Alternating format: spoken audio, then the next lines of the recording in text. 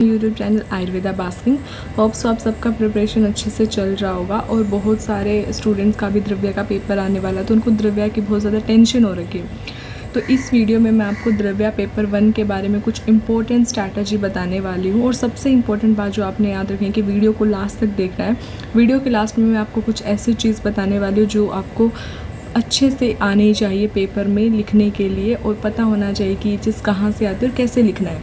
तो सबसे पहले तो ये मैंने यहाँ पे एनसीएसएम का सिलेबस ही लिया हुआ है ताकि हम accurately according to the syllabus ही पॉइंट्स सबको कवर कर सके। तो मैं आपको सबसे पहले सिलेबस का एक ओवरव्यू दे देती हूँ कि देखिए जो हमारे पास 10 मार्क्स के क्वेश्चन होने वाले वो 4 मेन पोर्शन से आते हैं, that is guna, rasa, karma, principle of germinal pharmacology.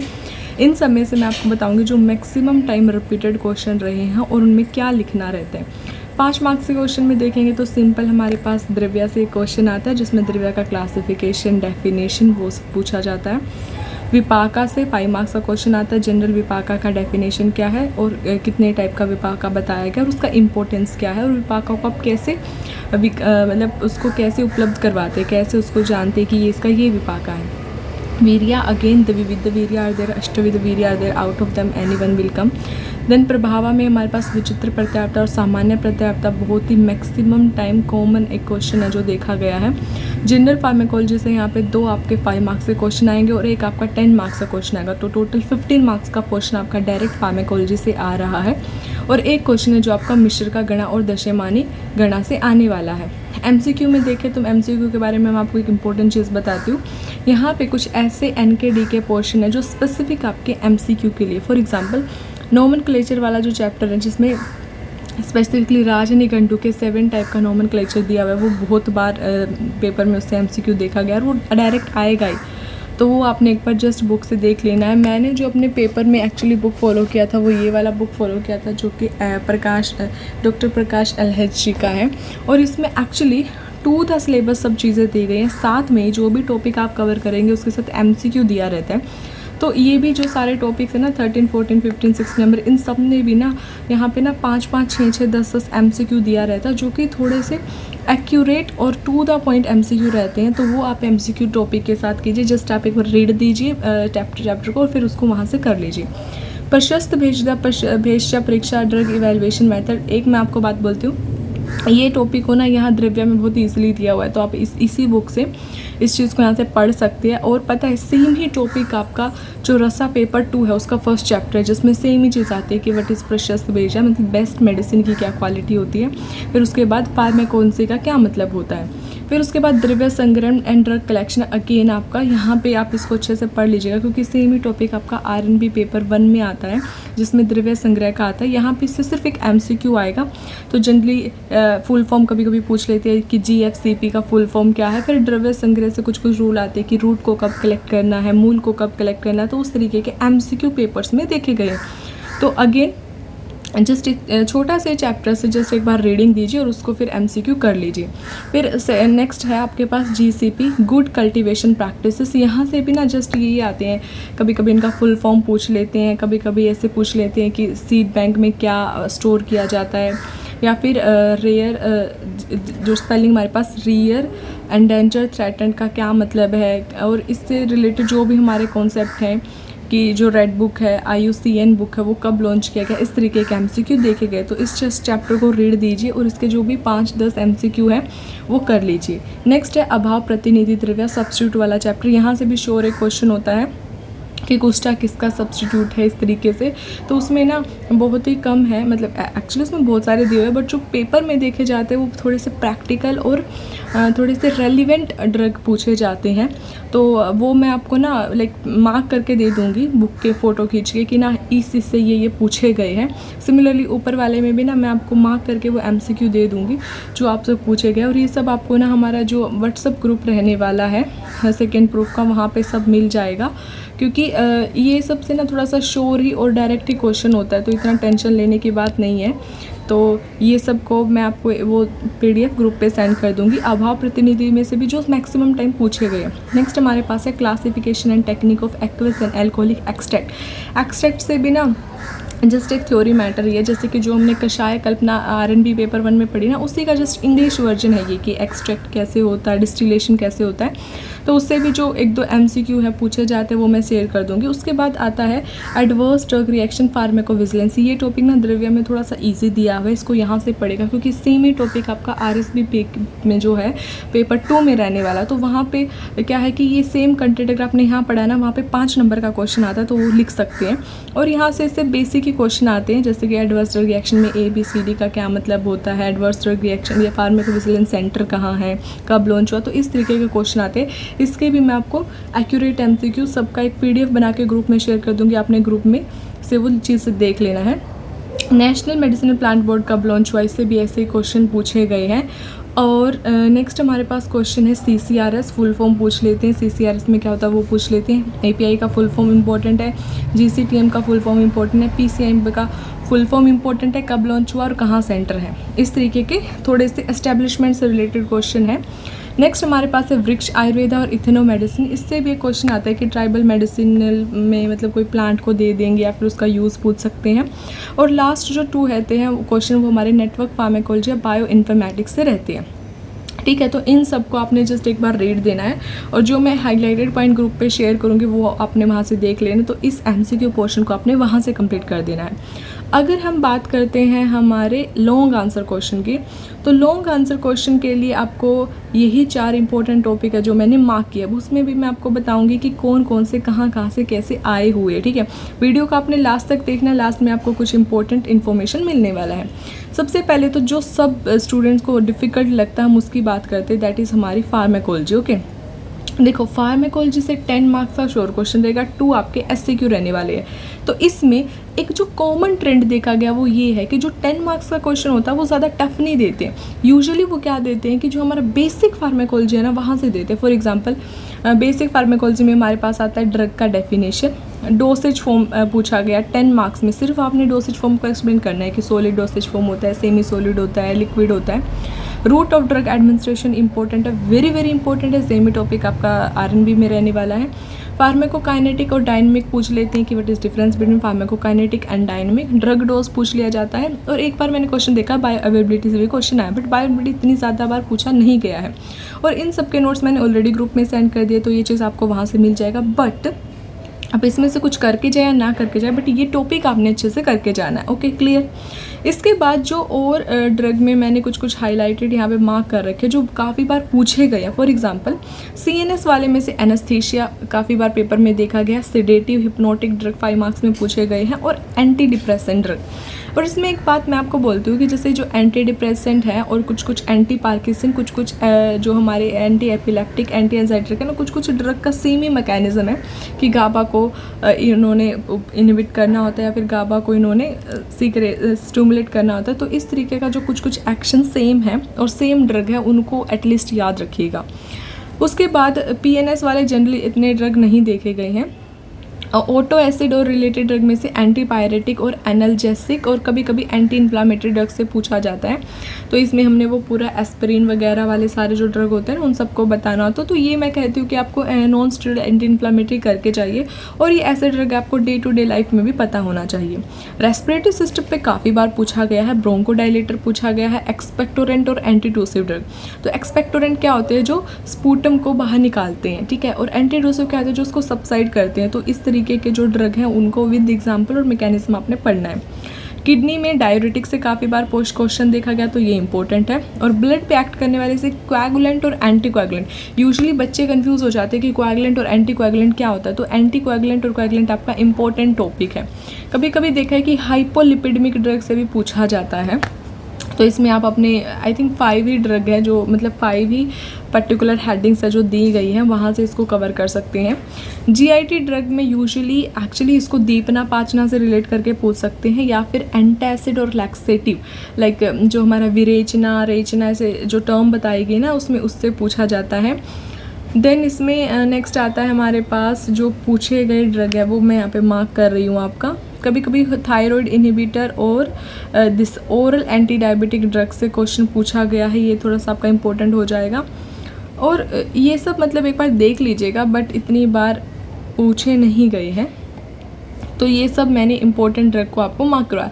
अब इसमें आपने लिखना कैसे है, फॉर एग्जांपल अगर आपका जनरल फार्माकोलॉजी आएगा तो आपने ड्रग वगैरह से स्टार्ट करना है, डोसेज फॉर्म का थोड़ा थोड़ा ओवरव्यू देके फार्माकोकाइनेटिक डायनेटिक बता देना है। अगर कोई स्पेसिफिक ड्रग आता है तो आपने क्या लिखना होता है कि सबसे पहले तो जो भी आपका ड्रग है उसका आपने एक थोड़ा सा ड्रग के बारे में लिखने से पहले जिस सिस्टम पे वो एक्ट करने वाला है उसका एक थोड़ा सा बैकग्राउंड लिखना है। Background in the sense, for example अगर ये रेस्पिरेटरी सिस्टम पे काम करेगा तो रेस्पिरेटरी सिस्टम में किस प्रॉब्लम पे काम करेगा, कैसे काम करेगा, वो एक लिखने वाला है। फिर आपने जो भी आपका ड्रग रहेगा उसका आपने एक डेफिनेशन लिखना है कि हाँ this is acting on this system and हाँ लाइक जस्ट एक सिंपल डेफिनेशन कि एंटीबायोटिक क्या होती है, वो एंटीबायोटिक क्या करती है, वो अपने दूसरे माइक्रो ऑर्गेनिज्म किल या उनकी ग्रोथ को रोक देती है and they are also made from the like micro organism. तो इस तरीके से एक डेफिनेशन लिख देना है। फिर उसका क्लासिफिकेशन ऑफ ड्रग क्या है based on the different mechanism की अगर हम एंटीबायोटिक को देखें तो सेल मेम्ब्रेन इनहिबिट हो गया, सेल वॉल को सिंथेसिस को रोकना, प्रोटीन सिंथेसिस को रोकना, ऐसे करके। और फिर उनका मोड ऑफ एक्शन, ऑब्वियस ही बात है अगर आपने ज़्यादा डीप नहीं पढ़ना है तो सिंपल, अगर सेल वॉल सिंथेसिस रोकना तो आप जस्ट लिखना कि ये सेल वॉल को सिंथेसिस नहीं होने देंगे और अगर हो गई है तो उसको डिग्रेड कर देगी।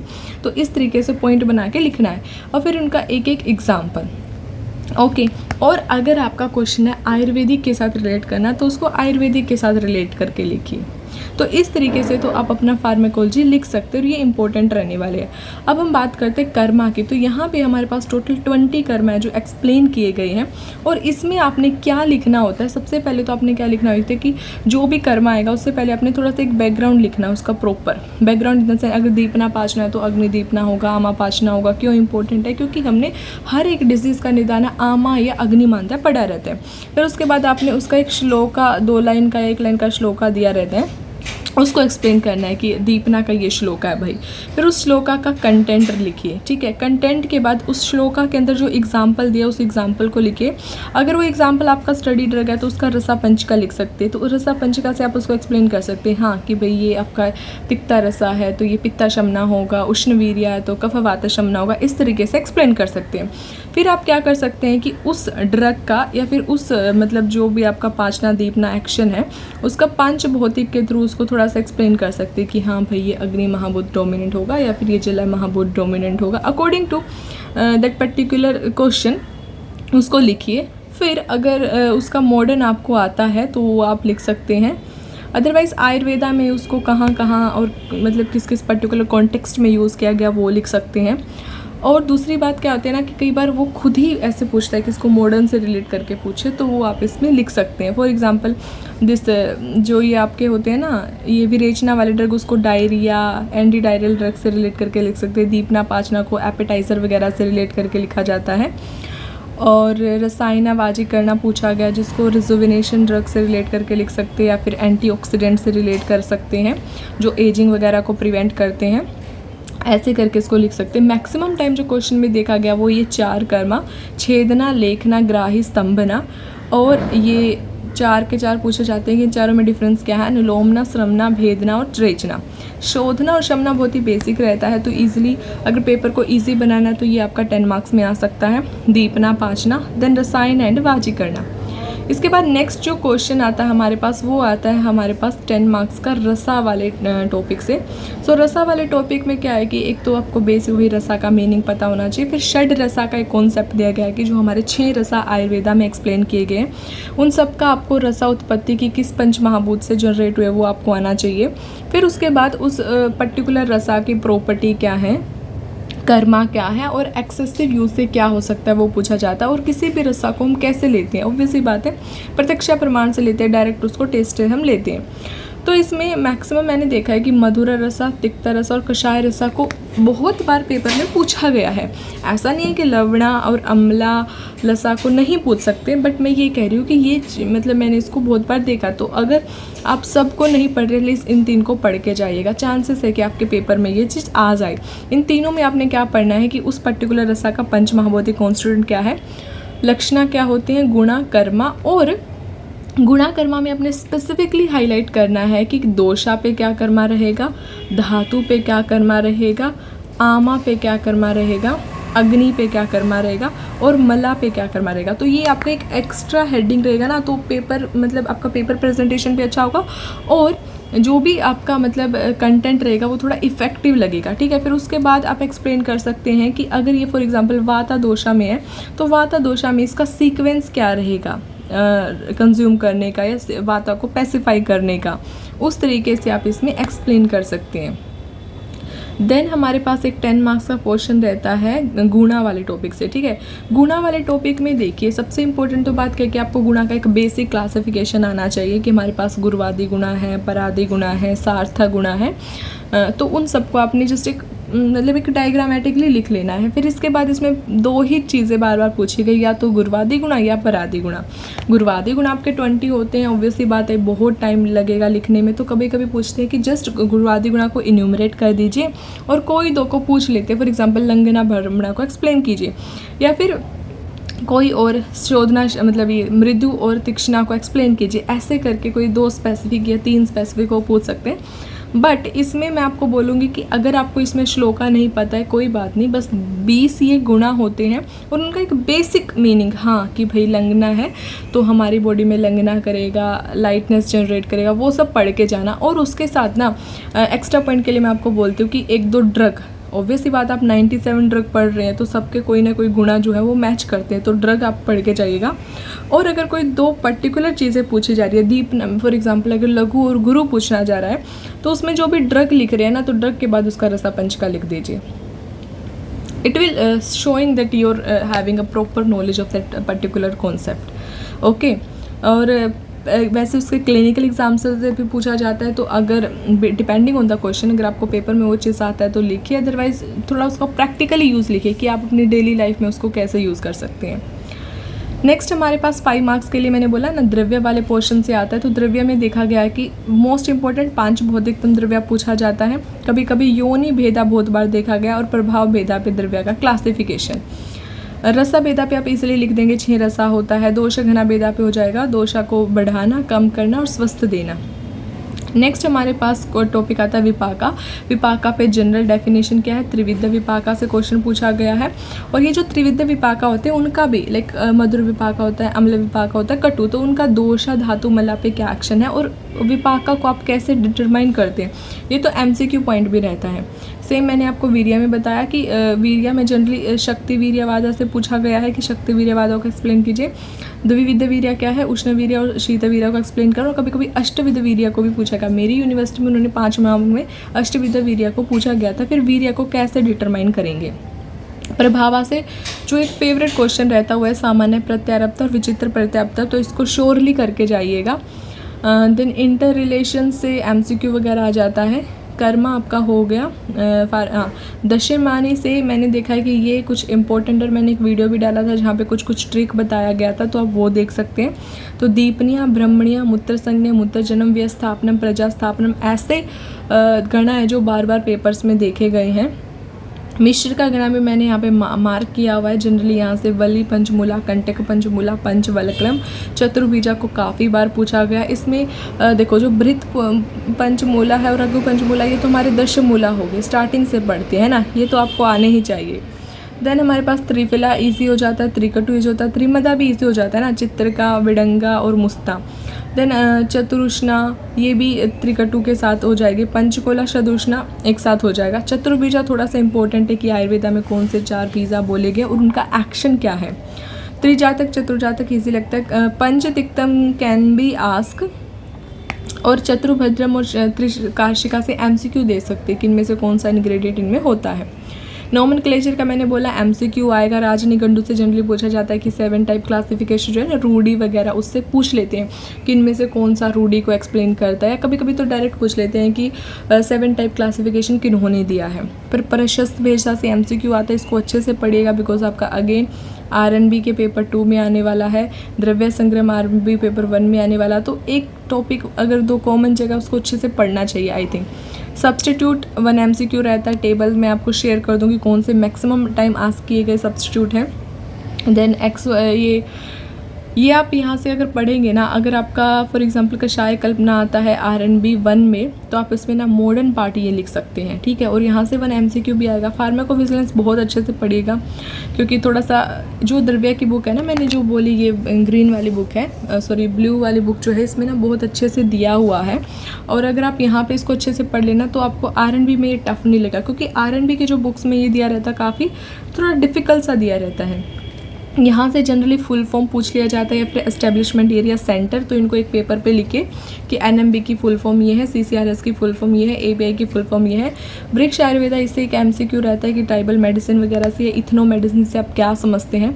नेटवर्क फार्मेकोलॉजी से भी जो इंपॉर्टेंट रहेगा वो मैं आपको शेयर कर दूँगी। तो कंटेंट ऑफ द हमारा आज का ये रहेगा कि सबसे पहले तो जो मैंने आपको मार्क पोर्शन दिए हैं अपनी बुक में मार्क कीजिए और उनको रिवाइज़ कीजिए, ठीक है। MCQ प्रीवियस जो मैंने एक वीडियो बना था वो मैंने ऑलरेडी डाला हुआ है। कुछ और MCQ नए पेपर्स के साथ आ जाएंगे, आज या कल वो वीडियो आ जाएगा आपका, तो वो वहाँ से आप कर सकते हैं। इसके अलावा जो MCQ वाले पोर्शन के लिए मैंने आपको इंपॉर्टेंट चीज़ बताई वो कर लीजिए, और जो इनको इम्पोर्टेंट MCQ रहेंगे वो मैं आपको अपने ग्रुप पे, जो हमारा व्हाट्सअप ग्रुप रहने वाला है, वहाँ पर शेयर कर दिया जाएगा। तो आज की वीडियो को हम इतना ही रखते हैं। All the best guys.